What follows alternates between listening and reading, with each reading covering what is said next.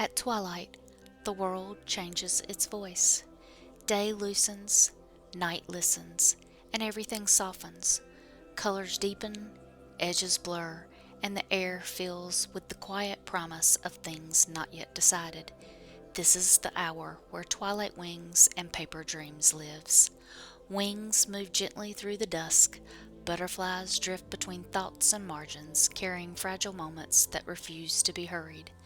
Bats trace slow arcs across the darkened skies, not as omens, but as faithful keepers of the in-between, guardians of the pause that comes after the world exhales.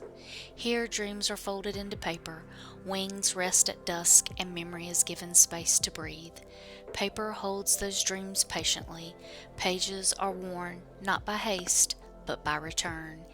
Ink settles into parchment like memory finding its place, sometimes confident, sometimes uncertain, but always honest.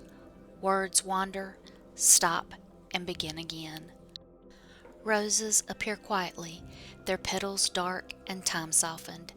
They are not offered or exchanged, but kept, pressed beside letters, layered beneath script, tucked into spaces where silence speaks more clearly than ink.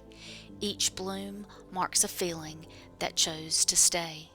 Moonlight moves carefully through this world, washing over damask patterns, aged textures, and shadowed florals.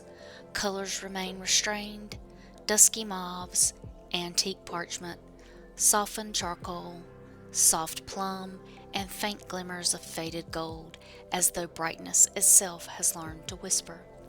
A Gothic tale softened by age and grace, where romance lingers only as atmosphere, and beauty is allowed to remain unfinished.